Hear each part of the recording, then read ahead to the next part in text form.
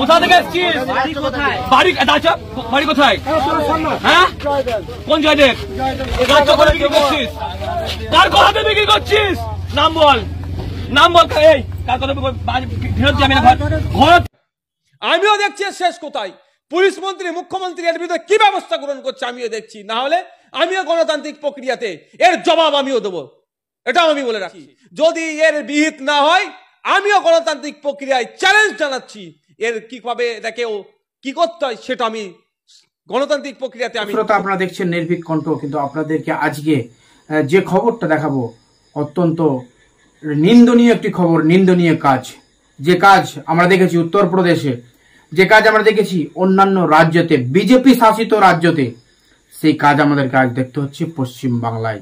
বর্ধমান দুর্গাপুরের একটি গরু ব্যবসায়ী, 5 জন গরু ব্যবসায়ীওয়ালা চাচাকে ধরে রাস্তায় ধরে কান উঠবোস করানো হচ্ছে, তাদেরকে গালাগালি করা হচ্ছে, অকথ্য ভাষায় গালিগালাজ মারধর করা হচ্ছে গরু ব্যবসায়ীদেরকে।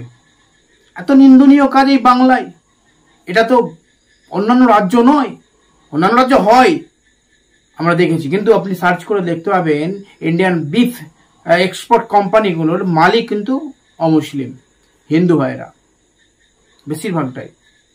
আর এখানে গরু ব্যবসায়ীদেরকে ধরে বয়স্ক চাচা তাদেরকে রাস্তায় ধরে কান উঠবোস করানো হচ্ছে, মারা হচ্ছে, গালিগালাজ করা হচ্ছে এই বাংলায়। আমরা শুনে নেব নওশাদ সিদ্দিকী বিধায়ক ভাঙড় বিধানসভা কেন্দ্রের, তিনি কি প্রতিক্রিয়া। উত্তরপ্রদেশ এটা নয়, এটা গুজরাটও নয়, এটা অসমও নয়, এটা ওয়েস্ট বেঙ্গল। এখানে মনে হয় অঘোষিত বিজেপি সরকার চলছে। একদিকে যেমন মমতা ব্যানার্জি সংখ্যাগুরু অর্থাৎ হিন্দু সম্প্রদায়ের মন পাওয়ার জন্য বিভিন্ন হিন্দু ধর্মীয় উৎসবের অর্থের বরাদ্দ বেরিয়ে দিচ্ছে, অনুদান বেরিয়ে দিচ্ছে, বিদ্যুৎ বিল মকুব করছে। উল্টো দিকেই মুসলিমদের ওপরে অত্যাচার ডে বাই ডে বাড়ছে।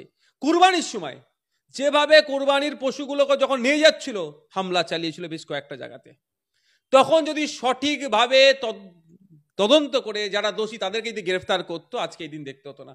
আমি অবাক হয়ে যাচ্ছি। এটা তো উত্তরপ্রদেশ নয়, এটা তো গুজরাট নয়।